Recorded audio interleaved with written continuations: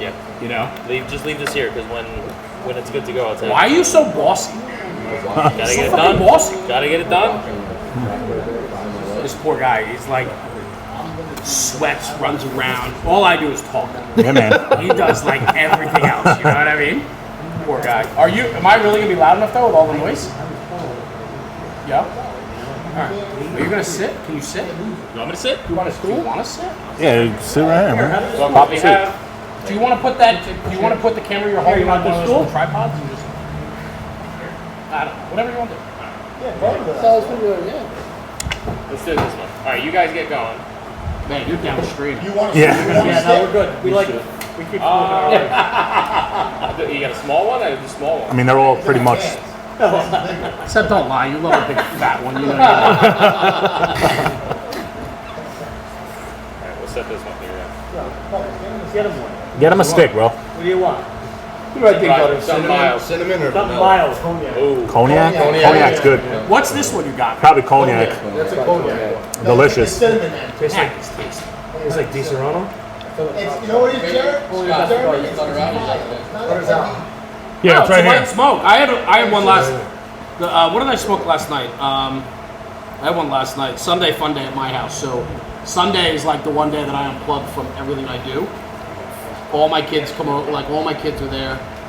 Even my older guys. My stepson wasn't there last night, but my stepdaughter, her boyfriend, my two younger kids, their friends.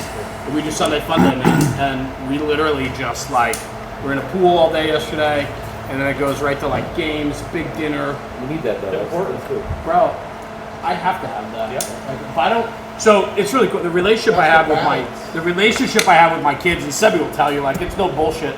Like I have the most incredible relationship with my kids. My daughters at 9 o'clock on a Tuesday night be like, "Dad, can we go for a ride?"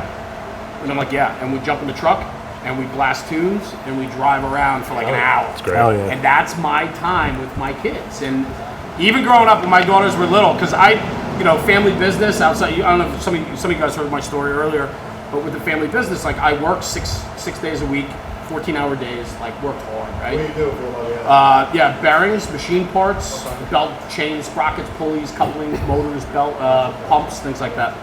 But we sold our family business 5 years ago. And I now work for the company that bought us as like a technical salesman for them. So I travel a couple days a week for them. And that's why when you watch National Fire Radio, it seems like I'm all over the place. It's because I piggyback. Well, if you're at where you go for work. So if I'm in Delaware, Brilliant. by like 4 o'clock in the afternoon, I'm done. I hit my Delaware contacts and I'm like stopping in firehouses and so on. So we do a lot of that on top of everything else that we do. So that's why I get around. I'm like herpes, man. I'm everywhere. But it's cool. I have an incredible relationship with my kids, and so those moments to me, because I travel so much and I'm so busy. When I can squeeze that family time, 100%. Absolutely. 100%. And that goes chief with the conversation we had before about how important that is. And then recognizing it, right? Yeah, so important. So listen, sitting here smoking cigars, right? I mean, this is pretty cool. You guys have a culture of firemanship here that rivals the best that I've seen. The fact that it's a Monday afternoon, we're sitting here, we had a nice lunch, we're doing some interviews, we're learning all about you guys. But like, even just sitting around for lunch, it was fireman talk. It was, supporting one another, busting each other's balls all in the same breath. But a lot of you are not from this community. Correct. So this firehouse has brought you here. Yes. Which is pretty interesting, right? Because you're not doing, in the Maryland system, Prince George's County, 3,000, 4,000 runs a year. You guys are doing 1,500 runs, 1,700 runs a year, all fire runs, right? It's a great culture here. What got you? What attracted me most was I used to come down and hang out like a little bit. I met a bunch of the guys, and like aside from the atmosphere, I was never around a group of guys who were more excited to see the other guys doing good as well. So like, I come from out of town, so like I miss a fire. I'm not mad that I missed a fire. I'm happy that the other guys here caught some work and that everybody came back, everybody was safe, everybody's doing a little action, and I'll catch the next one. So that was enticing for me. You know what I love about that? I used to get so pissed off and upset. I still do. I mean, I love going to fires. 100%, yeah. So do I. Right? Yeah. You're not a fireman if you I don't don't get try to mad be at like almighty here right now. Yeah, no. I get annoyed when I miss fires too, right? Or a good wreck. You know what drives me nuts though? And this is now more than it used to be, but like my guys don't talk about it anymore. All of a sudden I'm like the only guy in the text group going like, so what was it? What do we have? Who stretched? What was it? Like the other day we had a rollover entrapment, car on fire, right? We're like, oh, sounds pretty good. I wasn't around. So an hour later, I'm like, there's no chatter, no pictures. I'm like, what the fuck? Oh, forget Yeah. it. We talk about it for months. So this is my point though, right? Because there's something to that. How do you learn if you're not going to be able to be there? We learn I just wanna like learn- this right here. Yeah. After Yeah. runs, we Thank come you. back. We'll, we get the rigs back in service. We'll get everybody situated, and then usually it's just like we're smoking smokes. We have our own Review critique cam before the footage. critique. Yeah. So talk to me about that critique. Like, how important is that to be able to come back, get your equipment cleaned up, and then be able to sit down and just have some time? So, yeah. So to me, it's super important for all of us to work together. You know, just because I'm in the rescue and he's in the ladder, we're all here for the same job. You know, we get back. The rescue's obviously a little bit easier to put back together. Then we'll come over here, we'll help them, and then we'll move on to the engine. Okay? And then when we're all done, we'll all sit down, we all eat. We all eat. No matter what time of the day it is, We're time of the helpful. morning I it get is, we'll all order food. I know, the guy with bunk cakes showed up and you guys tackled him. I saw it firsthand. And we all, yeah. And I love that. But we come back here, and like a real family, we sit down at the table together, and we eat, and we talk. Hey, listen, you did an awesome job today, man. Well, I feel like I did this wrong. But you know what? You may have done it wrong, but this is what you could do. Yeah. You know, we're a family here. We're here to support each other. And that's what attracted me here. Okay? I'm not from here. I'm 10 minutes, 20 minutes up the line in Hawthorne. All right? I came down here because a lot of these guys were my friends on the outside. Sure. You know, and I wanted more action in my life. So I came down here. These guys not only welcomed me, but they welcomed my 11-year-old daughter into this firehouse. Like, she was here as a member. You know, to me, that was a heartwarming moment. 100%. And to this day, these guys still treat my daughter as if they're their own kids. Yeah. And that's where the brotherhood and the family, to me, comes into play. You know, I think about that all the time because my daughters, all my kids, but my two older guys are out now, not in town anymore, but my two daughters know every single guy in my firehouse. Every single guy in the firehouse knows my kids. Yep. They know them by name. They know when they do school runs for AFAs, when they see them around town. They all know each other by name. Exactly. That goes so far. Absolutely. But you know what that takes, though? It takes buy-in by everyone. It takes work, right? It takes work for me to want to know that your daughter's name is Gianna. Yes, absolutely. Right? Absolutely. And I think about that. So many places I go and places I've been, it's like, are people buying in like they should be to one another? Like, check your shit at the door, and when you're here, it's about all of us and not just me, right? Yeah. You go out the door. You know, we're so tight here that even on the outside of the firehouse, all these guys here, we all go on vacations together. Our families all go away with each other. We'll go to this guy's house, to his pool for a Saturday. We're so close that being in the firehouse is like being outside. So what sets that apart from other fire departments that you've seen or been a part of? So my old firehouse, it was tight. It's a little bit of an older crowd. It was very, I don't want to say political, but it was cliquey. You know, this group stayed with this group stayed with that group. Happens everywhere. Right. Compared to here, we're all one. Yeah. We're just one. And I could say this till I'm blue in the face. This is the true meaning of a brotherhood here. Cool. And I always felt that way since the minute I walked in this door 7 years ago. 7 years. Yep.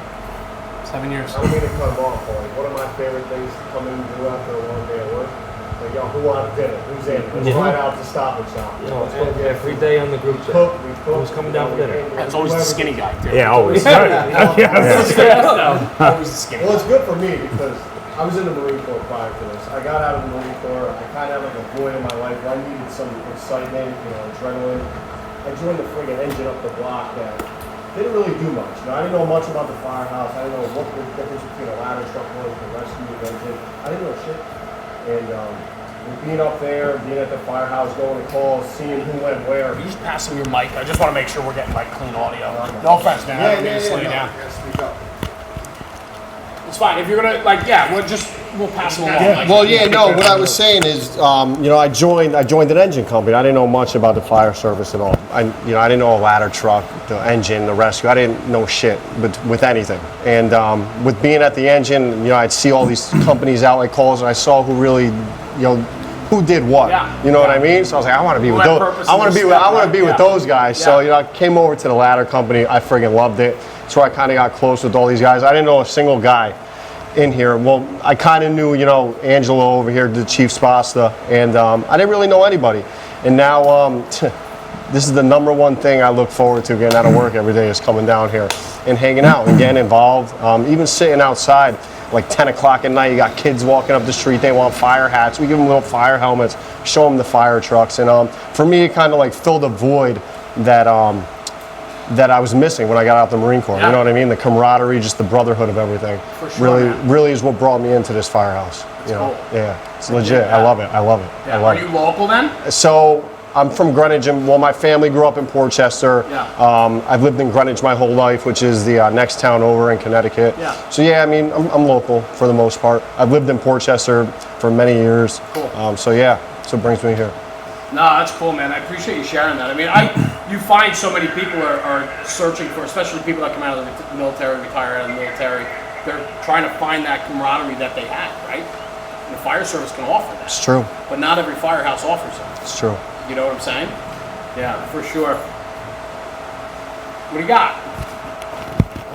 You're a transplant. You're a mutual aid member as well. I'm a mutual aid guy from 45 minutes away. I paid 2 tolls to get here, but I came here. I found these guys on social media 10 years ago, just Instagram.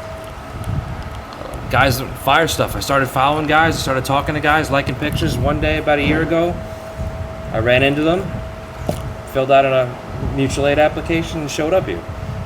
Fell in love with the culture. I come from a very different world. Down where I am, it's the older generations run the show. The priorities of the department seem to be a lot more social than getting on the truck and doing the right thing. And it's really hard to still like be there, do the right thing, and like lead the young kids when you're watching guys just resign left and right. I get it. And I do my time. I don't have any requirements here as a mutual aid member, but I try to do the right thing once a week, come up, spend the night, a couple hours here or there. I'm only 45 minutes away, but for me it fills a void in my life too, because I'm trying to keep that mentality in my head. I'm here for the right reasons, and I want to bring it back home. Yeah. Mutual aid member of the year right there, I think, right? Yeah. Mutual aid member of the year. What's that get you? A cup of coffee? Exactly. You know, Out the kitchen the next there's day. something, $2. there's something to be said for that, though, right? It's like, one, we were talking at lunch, and we were talking about how many guys come from a distance to come here to be a fireman, right? And it speaks to the firemanship, the culture that's here, right? Because it allows you guys to fill that void that you need. Yeah. Like, we all need something out of this. I mean, as much as we all say, like, we're doing it for the community, we love service, that's all part of it. Yeah. But it's also that little bit of selfishness that we all need from the fire service that gives us adrenaline, challenge, camaraderie, right? All of that stuff, right? I mean, I look at like the personal growth that I've had, and I alluded to that earlier with you guys, from being a volunteer fire chief at 27 years old to being 46 years old today, right? 19 years later, I'm a completely different fireman today than I was when I was a chief. And when you think about the maturity of the fire service and how that works as a human being, right? It takes time, right? You mature. This place allows you to mature. Yeah. This place allows you to be a fireman. Big time. What I love about this most, like down by me, it's very strict. You join a company, you're strict in that company's positions, that company's job. Here, it's more of a we show up and we figure it out based off of who's on the rig and what needs to be done. I've seen guys by me, engine companies pull up like we need the door forced. Like, I don't know how to do that. I just know how to pull hose. And truck companies that refuse to touch hose. Right. Coming here, headquarters all runs together. I know. We're always helping each other, I mean, getting it the rigs goes- back in service. Like we got off the rescue truck, I pulled a line. Piggybacking off of what he's saying is, we pull up to a fire, and from a chief's aspect of this, these guys don't have to tell us what to do. We get out of the truck, we know what we're gonna do, and I know when I turn around, he's there, and everybody knows what they have to do. I don't gotta sit there if I'm the most senior guy on my truck for the night before the rest of the guys get there. I could turn around and not have to say a word. These guys are getting out with the tools. They're already at the door before I'm even out of the truck 9 out of 10 times. Yeah. That was a pretty big selling point for me too. The way that the chief officers limit the micromanaging, and they don't tell us where to park the rigs. We know, everybody knows the truck needs to get the address. The rescue pulls around the block, out of the way, because at a fire you're just coming for manpower. Obviously engines grab the hydrants, but you don't hear any of that on the fire ground when you're pulling up. Yeah. Chief will transmit the box, and the rigs are just pulling up, guys are hopping out and getting at it. And that was a huge selling point for me. Our chiefs now do not dictate orders to us. They do not dictate orders to us. You should know your job. We get out of the truck, and these guys know that we're here, we mean business, we're going to do it. But it's also like, so it's a fun conversation, right? So I put out some stuff the other day about volunteerism, why it's lacking, this micromanagement nonsense, poor leadership is driving us into the ground, all that stuff, right? There's something to be said for that. I think, and I'm thinking about this as I sit here, because a lot of you have come from other departments, found your way here because this place offers you the ability to do what you need and want as a fireman, right? Correct. And the management here and the leadership allows you to do that. I wonder if there's a direct correlation, because most of us come from slower departments, right? Yep. Oh. I know, but most of us, right? Most of us, right? And with slower departments come the ability to micromanage a little bit easier than you could here, where you're running consistent alarms. Yep. And what's frustrating, though, is that the guys know their jobs day in and day out because they're doing it day in and day out, and yet they have to be told what their job is and how to do it, and it drives me up a freaking wall, right? And it really tears down the individual, because it doesn't allow the individual then to be an individual, right? When we spoon feed and force feed our people day in and day out, they can't think for themselves anymore. We're not creating instinct. We're creating, like I talked about it before, zoo animals. Machine. Yeah. Right? Right. Yeah. We can't have that in the fire service, because we need people that can take initiative. We need people to know their job and know how to get in position, right? I always argue this is not a black and white thing we do. It's even a career or volunteer. It's not black and white. If we teach you one way how to do things, what happens when you're in that life or death situation, and that one way is going to get you killed, or it's not working? Yeah, Lieutenant, should I force the door now? Cap, should I stretch that line now? Yeah. Chief, should we reset the alarm? How should I hold Should it I out? park? I'm the second due engine. Should I be in front of the building? No, you should be at the Should I put hydrant my of water. gloves on? Like those are all things, though, that we all should know. Yes. Right? And when we Correct. start to take that away from our people, we're failing. I think truthfully it slows down the whole operation. 100%. Because if you got somebody in the rig pulling up and you're sitting there waiting to listen to the fire ground and say, all right, where's the chief want me to go? You're delaying time. You could be already stretching. You could already be grabbing a hydrant and laying in. You could already be throwing ground ladders. But instead, I mean, that doesn't happen here. So that's why I think we're one step ahead of the game. The guys just get off the rig and go to work and radio the command units that it what's takes going off- on. are already on top of that before when rigs. Yeah. Right when rigs sign on, 239-1, for example, he'll tell them exactly what cross street to go and what hydrant to lay into, just so they know. Because if the street is blocked off and they can't come in that way, he's already got it mapped out in his head on where he wants the engine to go. So he's already 100%. ahead of the game. And That's you know- the big thing that I noticed. Right.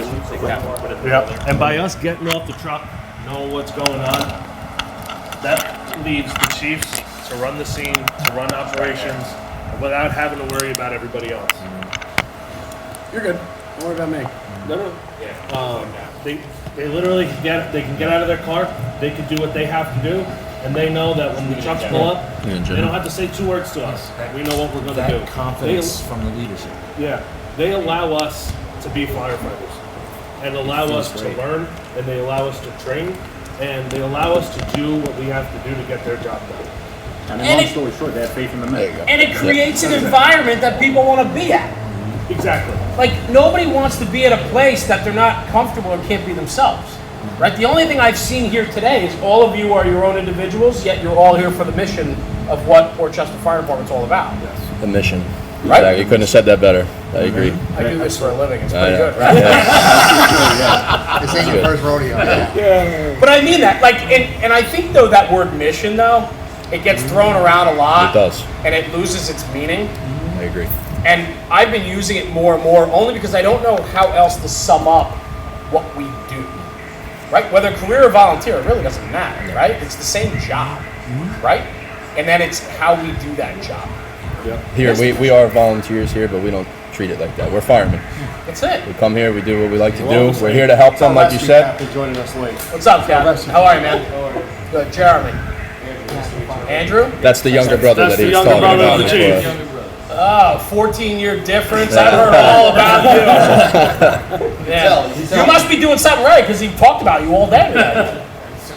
He said he had the looks and the brains, though. I don't know. That's your side. Gotta look in the mirror and shave so you look like him. Thanks for joining us, man. Thanks for having me. Yeah, this is cool. This is real cool. So what else? What do you want to talk about? Everything these guys are saying, man, it's like looking in a mirror almost. Like I was telling you earlier, I came from a place where I didn't feel I wasn't myself, almost like you just said. Couldn't grow as a farmer. Here is where you can do that. Coming here, mutual aid, knowing the guys, getting to know the guys, and then finally coming here. I've been here for a year now, and it's just totally different. I've gone to more fires in a year here than I had in 6 years in the past. And fires are important, Absolutely. but it's only one piece of it. Yeah, the brotherhood, like everybody was preaching, it's like no other. Even after the When we regular get here, calls, none of us come back want to here. leave. No. None of us Yeah. want to leave. We'll come in for 5 days at a time. We I love this. Like when I go home, It's true. I go Ask home- everybody here. Nobody Like when wants I to go home and the tones drop, like I genuinely feel bad that I'm not here. That I'm not here helping. But you know that that it's going to get taken care of, whether you're there or not. This place always gets it done. Major FOMO. When Major you talk FOMO, about yeah. Major FOMO. Fear of missing out. When you see STRU, Anything. structural. Yeah, right. When you're here all day, you don't get nothing. Nothing Then at you all. go home here and you fucking leave here for 5 minutes. That's how it runs, man. I know. Right? Hot I and know. cold, you know?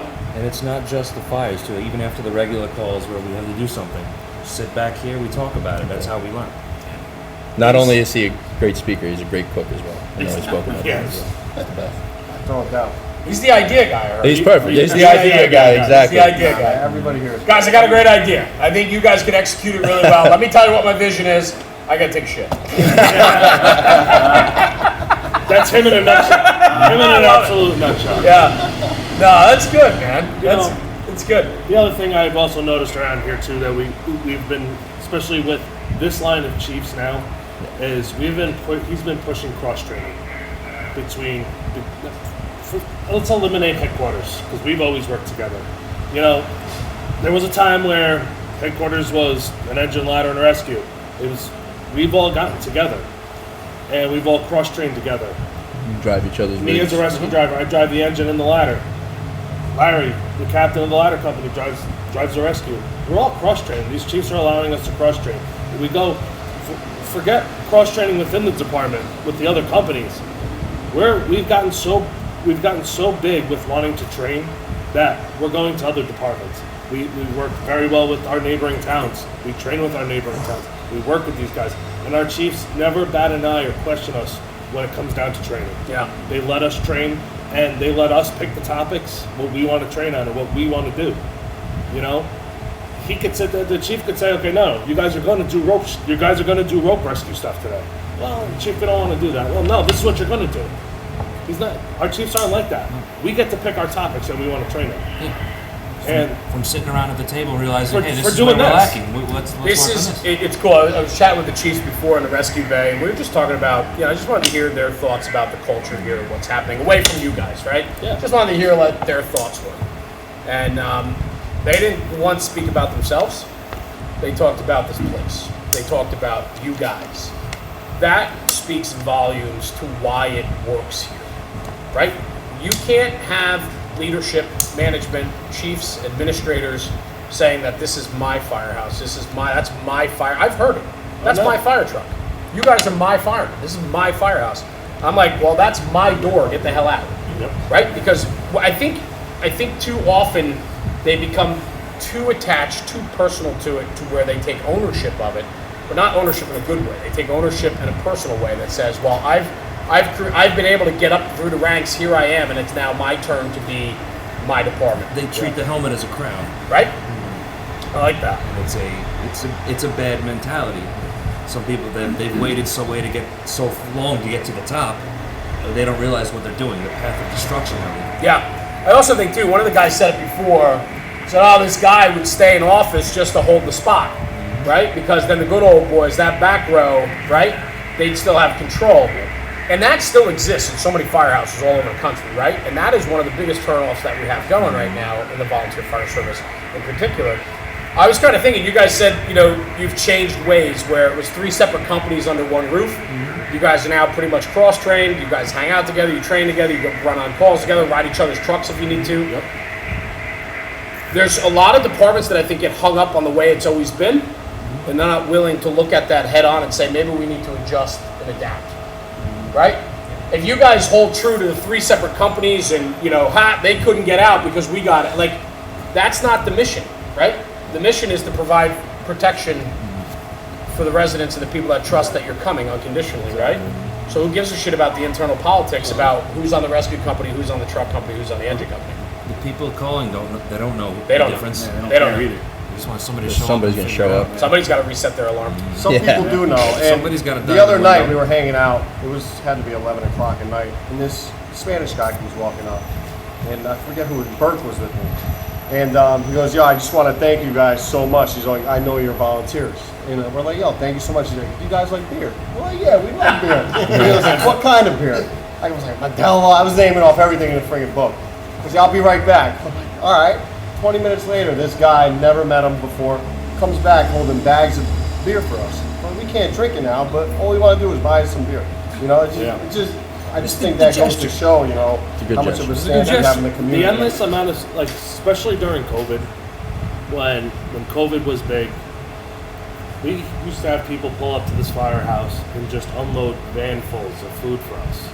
And we'd all be sitting here and we're like, this is absolutely nuts. What do we do? Yeah. What do we do? And we ask, well, what are you doing? Just to thank you guys. Well, it really hits you. It sure does, and it also speaks volumes to what you're doing here, right? When the community supports their fire company like that, right? Because here's the deal, right? I've seen guys treat the public like shit. What does that do? Nothing. It takes one disgruntled person in a board meeting somewhere to say, hey, I don't like what the fire department did, and stir up a whole mess of shit with a bunch of people. And the next thing you know, the people in charge, the commissioners, the mayors, anybody, they're looking at your funding like, well, you guys were breaking windows uncontrollably, or you were treating people like shit.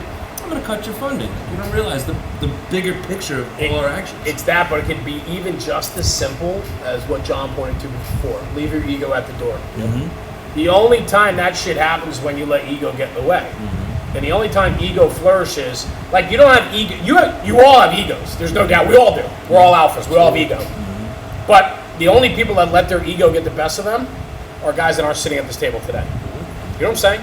Like, there's a time to have ego. There's a time to push your department and your training and your abilities and educate people about who you are. But your individual ego gets checked, right? Because there's no place for it. There's no place for it. That bravado, I think, is just insecurity. When you think about it, I think ego and bravado are another word for insecurity. I think people that have some of the loudest bark are the most insecure people we have in the fireground. I really do. I think some of the best firefighters I've ever seen are the quietest guys. Carry themselves with a purpose, right? Yep.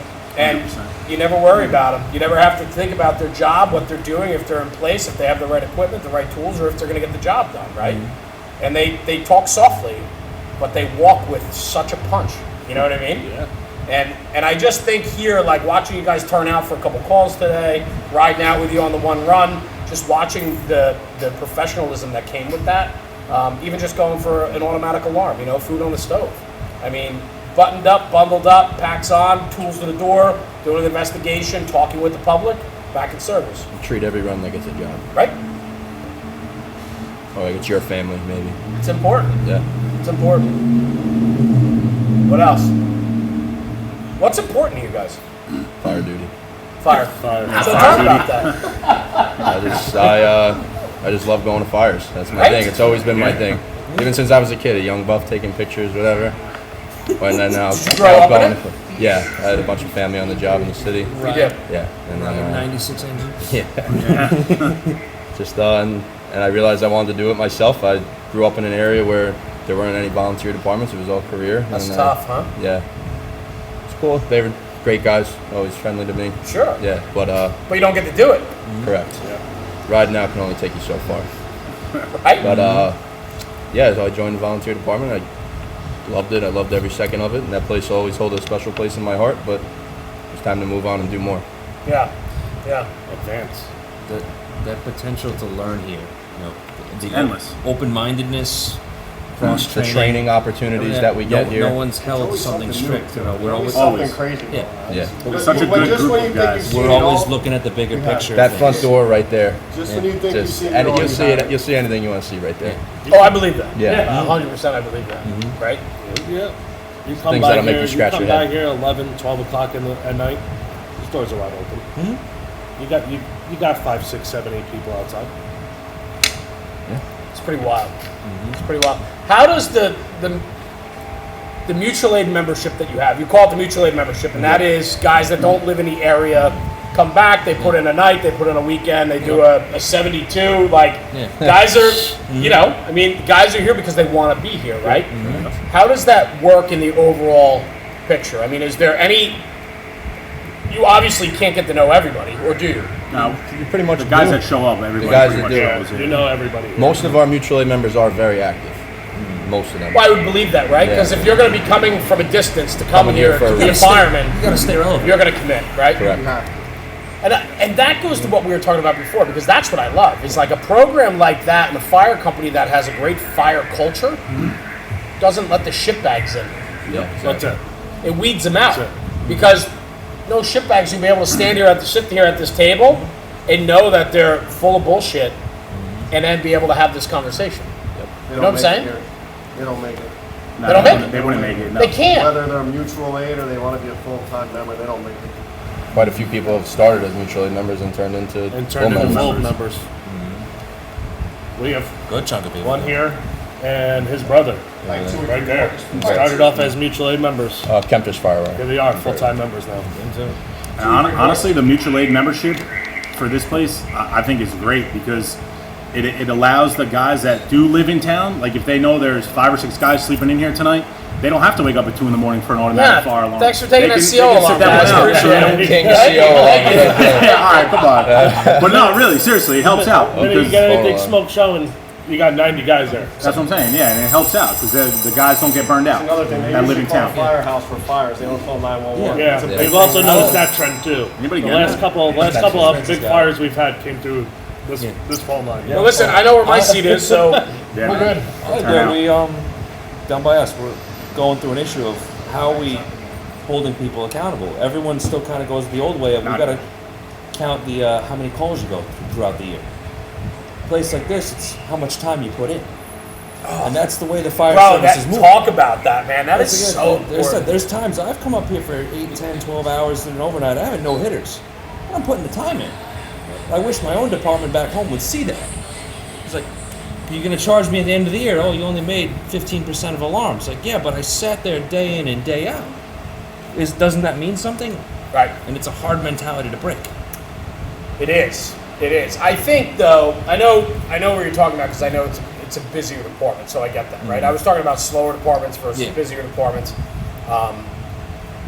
That mentality, right, is like when we lose track of what this is really all about, and we put the focus only on getting seats in the rig and nothing else, that's when you don't and can't fill the rigs. That's why people are walking away. It's because we don't recognize all the other sacrifice they put in.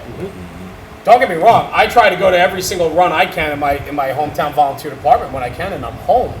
But guess what, man? Like, That carbon monoxide alarm at 3 o'clock in the morning when I got to get up at 5:30. It becomes rather tough, right? Yeah. And then I'm 29, going on 29 years right now in the fire service, and you're asking more of me than ever because we don't have the guys filling the seats anymore, right?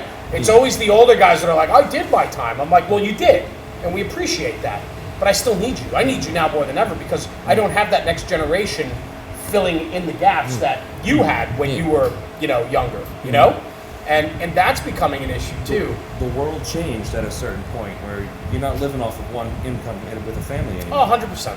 I gotta work. I work 3 jobs, and I'm just a single guy, just to survive. But people don't see, what it takes to actually survive in this world these days. The older generation saw it their way, and like you respect them and the time they put in, but sometimes it's like, hey, the world's different now. Yeah, I talked about it not too long ago about burying our heads in the sand and how so many fire departments, especially in the volunteer world, pretend that there's no problem, or it's the way it's been. This is how we do it. You don't like it. We're not at that place anymore. Like you can't have those conversations anymore like that. You can't draw that line in the sand. We have to maintain a level of proficiency.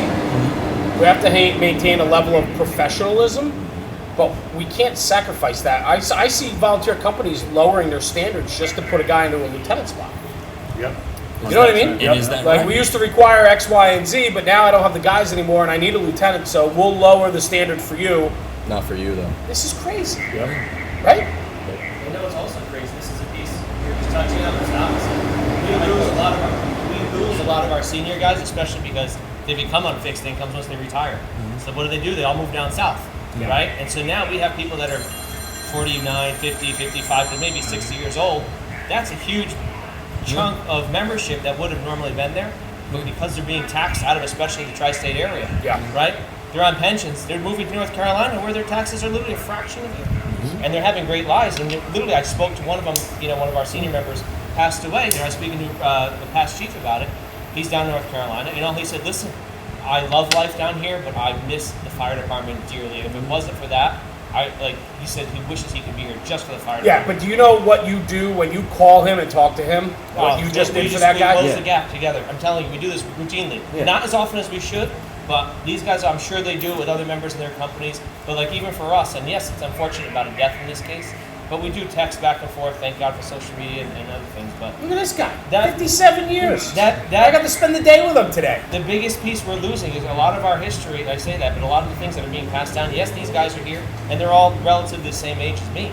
But we have guys literally just coming to retirement age, and they're leaving. Especially municipal job. And Where do they go? They go down south. And And that, that's it. that hurts us too because we could learn from them. Those are probably some of the best engine chauffeurs you ever had in this Yep. department. How are the younger generation going to learn how to pump the truck as good as they were? They learned off of relief valves and all that other complicated stuff that I don't know. I worked off a pro governor. What are you on, a truck company? What? What are you on, a truck company? An engine company. But I don't know what a relief valve is. I know some of those words. Right. Those- What? I said I know some of those words. Yeah. But there's been times I drove the truck to first do fire, and I'm like, when I was younger, I'm like, shit, hold on, it's getting a little complicated here. And one of the older guys comes out of the woodworks and says, hey, do this, this, and this. Like, I'm really glad he was there. Well, what happens when those guys start moving away? That young chauffeur's not going to have that person to fall back on. But even then, you need that guy to support the younger person, even through as they mature in their roles, right? But then it's just for us, it's such a zap, and those guys pack up and move, and it's just, it sucks. I think of one of the members, Chris Suma, from our department, from our company rather. It's just he was there every single day, no matter what it took, worked for the DPW, and then literally a year or two after retirement, that was it, back up and down south. Yeah. The leaders and the mentors can't all be in elected positions. Senior guys are a very big part of the fire service, and places that are losing the senior guys are hurting too. And what's nice is we have a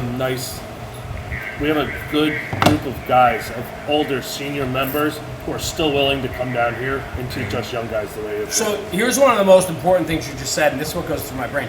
Senior guys in the firehouse are instrumental in the tempo of the firehouse. However, now more than ever, we have stifled the senior man with shitty bosses and leaders. Yep. And when we don't allow, when you have insecure chiefs, captains, that are not comfortable with their own abilities and skills, they will not allow you to have a senior man. and it becomes this terrible thing that's happened in the fire service, where all you have to do is allow for your senior man to take care of a lot of the stuff for you, and you excel as a boss. But again, it goes back to that lack of understanding how to be a good leader and mentor, and you stifle the senior man. The senior man position is incredible, and it's a lot of guys are like, well, we don't have guys anymore with 25 to 30 years in the firehouse anymore. And I'm like, yeah, but a guy with 10 years might be your senior man, right? He's one of the most senior guys in the room. That's okay. Yeah. Who's to say what a senior man, how many years you have to be a senior man? What you have to do is allow them to be a senior man. You have to allow them to have some latitude, right? Danny, right? Danny's driving a truck. Nobody's telling him where to park, where to position, how to be. He knows because he's got his time. He's put himself in that senior position now. He's in that senior man spot, right? That's what we need. But when you start telling him how to be, how to operate, and how to do his job, he's checked out. He's like, listen, man, this is a game for me. I want to challenge myself too, just like you want to challenge yourself. I want to challenge myself. When we take that away from people, man, we stunt growth. Even the guys who can't go to calls anymore, keep them involved. A lot of them, they have connections with like flower shops, pizzerias, lawyers, things like that. Officers should know. Hey, can you help me out here? We were talking about that Mac you saw for sale earlier. I called one of my senior guys, said, hey Ian, you're a fire truck buff. Who had this era Mac? And he's like, oh, it was East Meadow. He knew right off the top of his head. And now he was very thankful for that 5-minute phone conversation because I got him involved with something. I'll challenge you guys with this, right? I know you guys are all very close and so on. I try once a week to call somebody in my phone that I haven't talked to in a long time. Fireman. Through the podcast, I've done over 300 podcasts now, and those are the ones that we've kept track of. I mean, we've probably done over 500 conversations and, things, right? I'll call somebody that's been on my show once a week that I haven't talked to in 2 years. Just call them and say, hey, what's up? Great. And they're like, oh, what's going on? What do you need? I'm like, nothing, man. Just call and say hello. I'm like, I was thinking of you the other day. I saw Houston had a big fire. I was thinking of you, man. Hope all's well. Those simple phone calls go so far with guys. A guy like Tommy, 57 years, he's part of the fabric of this fire department, right? Keep him involved, right? Give him a phone call. Ask him. I've heard Tommy's story 47 times over the last 57 years. I've heard the same fucking story 47 times. Hey, Tommy, tell me about that story again. Let him tell it, right? That's important, right? It's important. I don't know. And that, to me, that's how National Fire Radio started. I was one of those guys that, I'm 46, right? So I'm still young. I feel young. This morning I was a little groggy. But I still consider myself pretty young, and I ride that middle age group between the young and the old. So bridging the gap for me was always really important. And growing up second generation, my father was in the firehouse. I grew up looking at idolizing all those guys that were in the firehouse with my father as a kid. And I'd come in, and where's Gianna? Is Gianna still here? I can only imagine like how she processes what's going on here.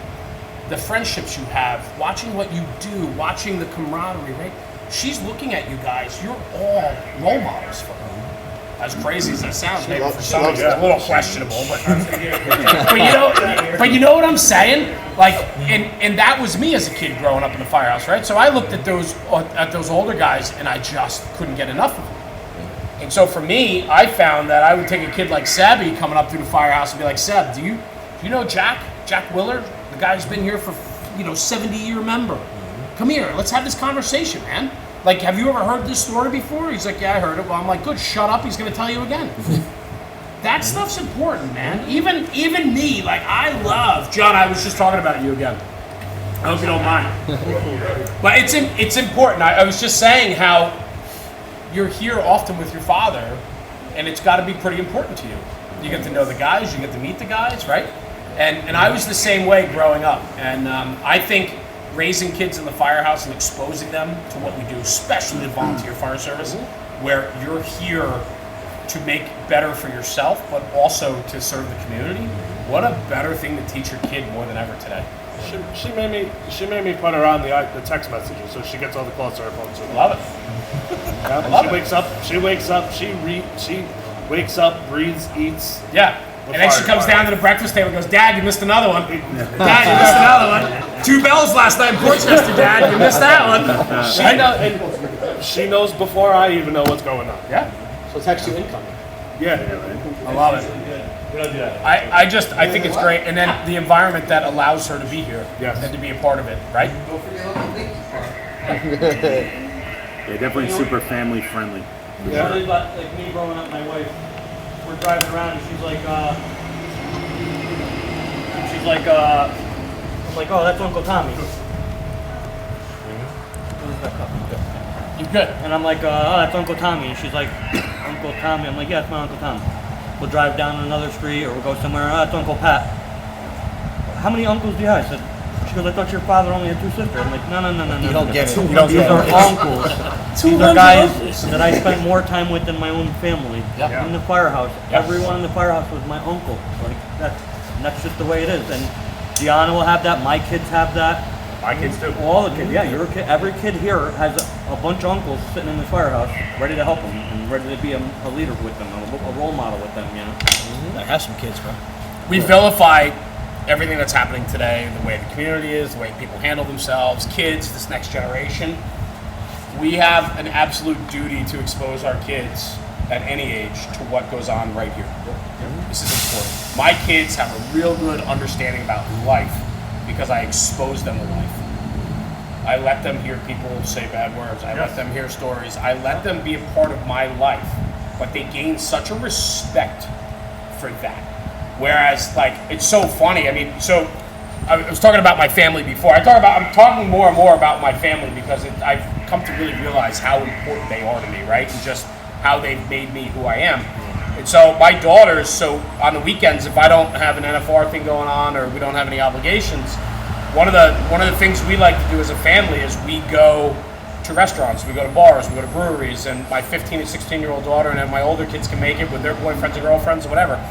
So we go up to like Beacon a lot, we go to Newburgh, we go up to Poughkeepsie, like, because I went to school in Poughkeepsie, and I was a fireman up there, so I know a lot of guys up there still. I used to ride up there for 5 years and all that stuff. And so I know where a lot of the cool breweries are, newer restaurants, things like that.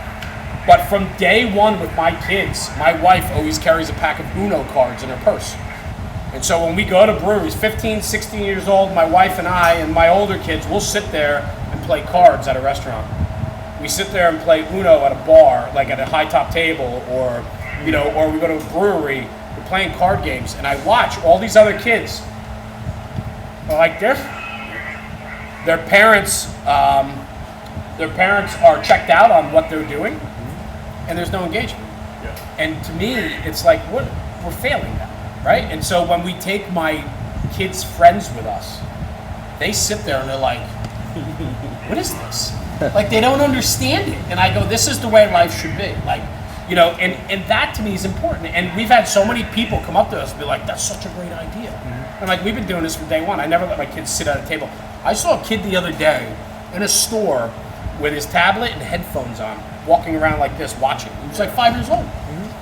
And I'm like, I'm not saying if that's right or wrong, but I'm saying this, there's gonna be a tremendous disconnect from life, right? From reality, if you're gonna live like that. Society's going to look like the Disney movie WALL-E at a certain point if we keep our kids like that. You big Disney guy?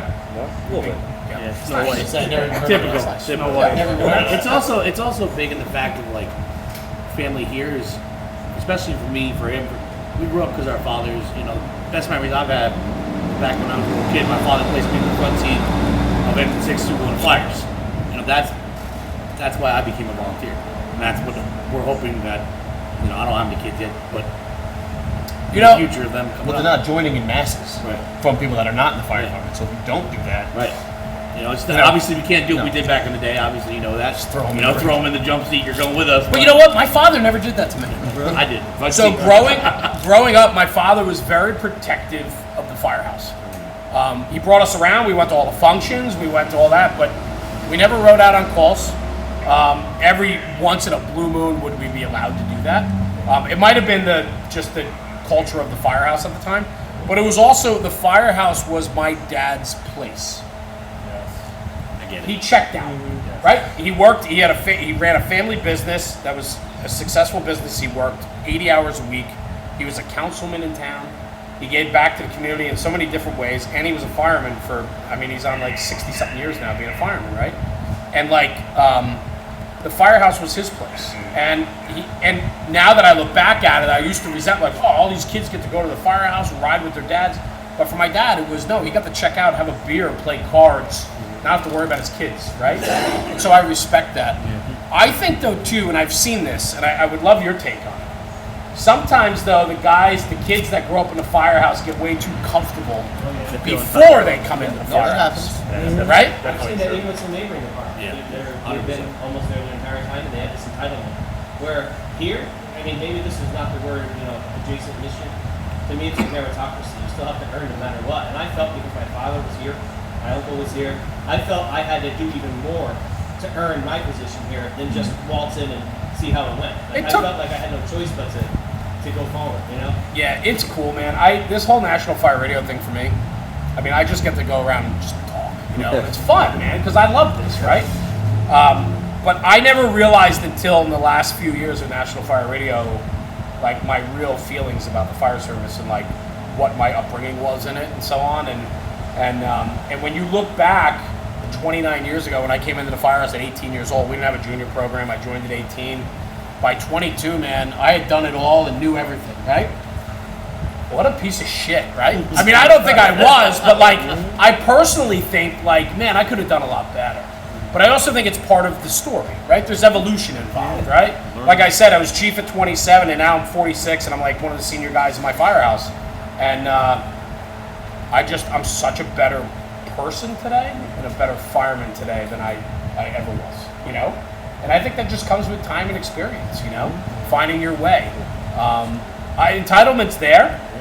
It's a thing. Just don't let it get out of control, For sure. I think we're particularly lucky. I'll say I'm particularly lucky in my company to have so many transfers, if you will. Joe, Matt, John's not in my company with Scott, and there's 15 more that aren't sitting here that came with 10 years, 15 years, 20 years, and 30 years from other companies, other departments. I'm 29 years old, and almost every guy underneath me, no, they're not underneath me. No, I get it. You've been here longer. I've been here longer, but they're older than me. 90% of them, 99% of them are smarter than me. It makes my life a lot easier, though, because I can just pick. Bro, I don't got to say much, but I can just pick, and I leave them alone, and for the most part, they leave me alone, and I've realized how dumb I am. You know what I mean? I I love being the dumbest guy in the room. I really do, man. Because I just get to sit back and listen to everybody else, and I go, man, these guys are smart. I utilize them for what they're. Right, Chief? Yeah, utilize your strengths. Danny's sitting over there. I was probably 13. He was a driver on the ladder, and my dad was working. I said, "Come on, Dad, let me go in the truck." You can't. He didn't want to let me on the truck. Right. He's working. Jump in with Danny. I went over to the door. Dan, can I come with you? Yeah, get in the middle. I'm like, all right, we're going down. The Chief's coming the other way. He goes, duck down. Duck down. Ducking. And then today, we're on a call together, and he's still driving the ladder, and we're still doing, same thing. And that's 28 years ago. I did a couple weeks ago on like a Sunday afternoon, just automatic fire alarm. I mean, by the time we even got to the fire, because we're home response, right? And I'm the first guy to my firehouse. I live literally like, I don't know, a stone's throw from the firehouse. So I get there quick. Look up on a board. We have that like I am responding. Yeah, we did, yeah. Look at a board and like none of the guys from my house are, it's like a Sunday in the summer, and it's like bullshit fire alarm. Everybody recognizes the same address, so it's like 40 Ratio Street. I guess I'm going driver only, right? Which is fine because the other companies, the truck's coming out of the other company and stuff. So I'm like, whatever. No big deal. So my daughter was with me. So my department's pretty strict about ride-alongs. Like, it's kind of like if I wanted to have, like, one of you guys jump on, I got to look at somebody and be like, you good? Like, yeah. So my daughter's with me, and she's 15. So I said, hop on. And she's like, what? And I said, get in. And she rode up front with me, and Lily. And I said, when we pull out, I said, that button on the floor, step on it. And I said, and don't take your foot off of it. And we pull out, and she's like, is that me? And I go, yeah, that's you. I go, pull that string. So she's like, 15 years old. And it was like, we got literally, I pulled up and pulled into the block, and the trucker it was clearing food on the stove or whatever. And I'm like, all right. So I went back in service, and I just know that left an incredible impression on her. And to just let your daughter, son, daughter, whoever, just give them that opportunity when the opportunity presents itself goes such a long way. She might be chief one day because of that. I know. And that's why you never know, Gianna. Like you don't know what she's taking in and watching, and what that's going to do for her future. Like my daughters, like she has great relationships with all the guys. I mean, somebody loves my kids. Like they know, it's just how it works, and it's so important. I remember my two daughters were with me one day, and we had a car fire up on 280. We cover a stretch of 287 also, where I am. And we had to report a car fire up on the highway. And so their mom was out. They were younger. They were probably like 12 and 13. And they were with me. So I'm like, I hate leaving them at the firehouse. And I knew we would be up on the highway for a little bit. So I'm like, get in. I'll drop you off on the way. So we jump in the jump seats and we pull out.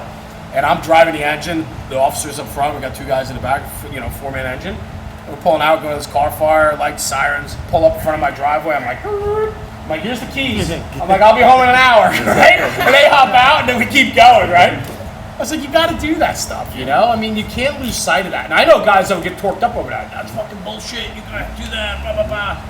What's it hurting? Nobody, right? I don't know, man. So my dad got screened when my dad was still a volunteer. It was, I think, 1985 or 86. We had a big fire downtown. The whole block was going. And it was just me and him home. So he's like, I'm not going to go. We're listening to the radio, and the rescue doesn't get out. He's like, get in the truck. I'm like, all right. So it was always my job, throw the roof light on. So I throw it up. We come down here, and the rescue is still sitting in the firehouse. The whole rest of that department was wiped out. So he's like, jump in the truck. So I always used to get in the back because I had the doghouse and the walk-in. No, get in the front. I was like, huh? He's like, get in the front. Okay. So I get in the front. And he throws the microphone to me. And he goes, radio us in. I was 5. I think I was 5. I'm like, this is wild. So we pull out, we make the left, and we come under the train bridge, and the whole block was fully involved. There was ladders up already, through the roof, like huge thing. He's like, radio in, and that was it. After that, I was done. That was his first erection. Yeah. 5 years Hasn't old. happened since. I used to beat him to the truck after that, and I would start it for him, and then jump into the seat. But that's what hooks these kids. That's what these kids want to do. It's the memories. Like, Yep. I grew up in that too. My grandfather, my uncle. My uncle is chief of department. I was going to calls with him when I was 10, 11, 12 years old. It was great. Yeah, he said 20%. About 15. That's fine. I mean, If you guys stay 30 more minutes, you got to join. we got a what? You got to join. Where's the You can't application? leave without, if you spend a certain amount of hours, then you automatically become affiliated. Yeah, well, good thing you got bunkers now because my wife's throwing my ass out. So. You talk about bringing things into the fire service. Even Pietro's son, he's not so much involved in the fire service, at least not yet. But he does other things with his church organization to take care of teens, and then he's like, he's entering high school, right? So he's involved, gets involved in the community in a separate way because of what his dad's doing here. So, Leo's another one of those firehouse we're focusing kids. on only the fire department, but these things also branch out, and people don't even realize that. I'm trying to do it for my son too. He's got his own little set of gear. He comes down. He's doing like dressing drills with some of the junior kids who are taking Fire 1. How old is he? He just turned 7. We were here for an event one time. There was a automatic alarm up the street, and he was the most excited kid in the world. He threw his gear on, he grabbed a little officer's Halligan tool, and he walked up the street with the guys. He's hooked already. Yeah, he's off. He beats on this door right here. Every time we come here, Dad, I want to go break wood. All right, well, yeah, I got a smash on it. Yeah. It's not even, I was telling him too, we were talking about the other day, because we had a barbecue at his house. The family outside the firehouse is what makes it even more fun too. Like, everybody's at each other's weddings. This Saturday afternoon, barbecues, whatever the case. It's not always here too, but this built everything else outside the firehouse. Bachelor parties, please. It was all built here. I gotta get your phone number before I leave. You just threw me my Nice. All those parties were built here. Yeah. My entire wedding 3 months ago was But you think about built here. you think about the layer of trust that gets built on that, right? I crashed his wedding, crashed but my his wife was okay with it because she's from the fire. So there's gonna be a kid from Long Island who's gonna walk into the wedding after dinner at some point. Yeah, She he's goes, gonna no, there's French not. kiss your grandma. No, there's not. I said, look, there he is. Yeah. Woman is watched the dance. I told you. She was okay with it. Told you. It's She's happening seen me whether here. you want it or not. So Okay, that's That's trustworthy. I was like, I'm getting married next month. idiot. Like, all my groomsmen are all firemen out of this firehouse. My whole entire wedding is firemen out of this firehouse. And you only been here what? 7 7 years? Time's up. I mean, What the mutual aid membership you have, is there a requirement? You want to know it? Slow it down. So the way Slow it down. When we did it, the way we felt was if you're willing to give us 5 hours or 100 hours, it's still a benefit for us. And once people get a taste of what we are about, it's going to draw them, and it is. They're joining here. We're getting so many fires and so many accidents and so many calls where they're able to do work that we don't have to worry about them showing up because they're coming. They're coming every week. We're seeing them all the time. And they take it upon themselves to clean the firehouse. that's where it kind of That's started. yeah. huge. They're acting more as full members than they are mutual aid members. They're coming in here. They're eating. Are you they're cooking, they're finding, cleaning. has there been, real talk now, has there been any pushback from full members having guys that don't have, because I'm assuming full members have some responsibilities? Yeah. So is there any, this is, I mean, So we get pushback from the guys that don't come here anymore. Yeah. fuck yeah, you know what, I knew it, I knew that was gonna be the answer. And my Yeah. comment to them is, if you started showing up, they might not have had a spot to be here in the first place. But because you checked out and left, you got something to say about somebody else coming in and helping out. That's not our culture here. You don't want to be a part of it. You don't want to come out to calls. That's fine. But there are a ton of other people that want to, and we're going to embrace them. And Pretty much the train's moving, either hop on it or hop on. And honestly, I partially entertained it. We had that conversation in one of our meetings. We had a separate meeting before our meeting. not trying to put requirements on. No, Oh, I'm sure, And it I'm wasn't. sure. It wasn't. It was more like it was hard to put the requirements because they were already kind of doing it. And I'll give him credit, and this other gentleman Ben that volunteers here from Brookfield, Connecticut. Come back one day, they're mopping or cooking. I was like, "God, you should not have to do that." They're doing more than we Because would we ever wanna expect do them that. to do. I Anyway. said, "Okay, You well, have to you're stop already." me from doing dishes. Cleaning the back. My own members do I'm it. like, stop doing the dishes. He's like, no, I have to. But they kind of set the tone then with the next 4, 5, 6, 7 guys who came after that. So they kind of killed the conversation on requirements. Did you see some full-time guys get more more buy-in from them now? They're like, Yes. man, we should pick up our game Yes. And the whole logic was that to not dilute the idea of becoming a full member. That's what I was, okay, that's a legitimate conversation, right? Like, so I try to convince the guys, if you're within 15, 20 miles, if you join here as a mutual aid member and you really like it, and like, you want to join as a full member, that's, I'll always try to convince them. What does a full membership give you versus, I mean, do you have a stipend program? Low No, SAP? honestly, Like, no. nothing. We got a parking ticket program. Yeah. Parking at Sutton. That's You might get a parking ticket. ticket. I think I just got one. That's So, the yeah. only thing Honestly, you not get. much. We have no. No, not much. So that's where, yeah, I guess it would kind of hurt the You know what you get? full membership. You get to be part of this. You get to be part of the brotherhood. You have Exactly. to sit here. You get to be I could part do of it. this every freaking day. You don't get to sit in our company meetings as your mutual aid member. We still kind of invite you to the parties and stuff, so you get all that. You have all the access to the back rooms. We don't really have drivers that are mutual aid members. We probably could do that. We just don't. Probably an insurance thing, but really nothing. But they're building each other. yeah, it's just worked so far. Maybe working eventually there will be together. one that I'd be like, hey, listen, mate, you'd be overstepping. Maybe that will happen one day, but it hasn't so far, and it's been great so far. So. Well, I think, that kind of setup, though, the mutual aid members, like I said, you're getting the right people. Exactly, you're correct. Yeah, because And if they they're coming wanna here, be here. They want to be They here, chose to and be they're here. coming in with a respect for what you already have here. it's got to come from a distance too. But they chose to be part they're of what we have, so they're not going to be the problem because they came here because of that. That's why we got them through the door in the first place. That's why even that little mutual aid member of the year award. I mean, it's just a piece of paper. We were bullshitting one day. We're like, we should give that out. There's 10 or 12 of them. They're all doing a great job. Got guys from Jersey, Let's reward it. Jersey, upstate Connecticut, Long Island. I mean, everywhere. It's cool. Instagram. I got to give him a lot of the credit. It's probably about 6 years ago.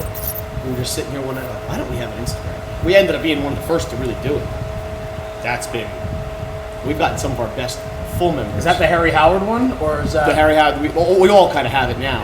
Oh, But okay. we So initially each company, each company has their own, and And then then the we have a fire department. department one too. We start. I think I'd follow the Harry Howard and the rescue. Rescue. Yeah. That's what we sat down. I think Harry Howard we had just made one in the same week. I think we made it, maybe 6-7 years ago. In the last year or two, it's really skyrocketed. Now, is this are these the only companies that have the mutual aid members? No, This is the partners now. Oh, it is Department-wide now, department-wide. but the ladder and the rescue are the biggest sectors that took off with it. We were the first two companies to say we need to do this. Now the other companies have got been on board. embraced company-wide, Yeah, or yeah, department-wide. department-wide. And because of the reaction and the membership that we've gotten between the two companies, all the other companies kind of saw it and they're like, hey, we need to get in on this. So it's went department-wide now. It's fun.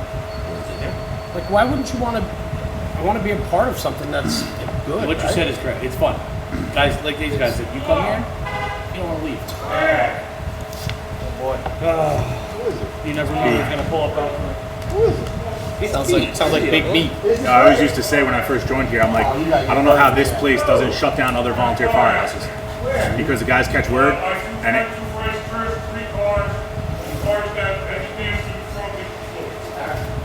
Car accident. Pete, get in here. Incoming. See, I can't tell if he's serious. I don't So know. what do you send on this now? The rescue goes. Rescue and the truck go probably too, or no? the engine company in the south end. It's in the south end district. So Alright. Guess it's time to go to work again. Let's go. Daddy, that's Ranger T.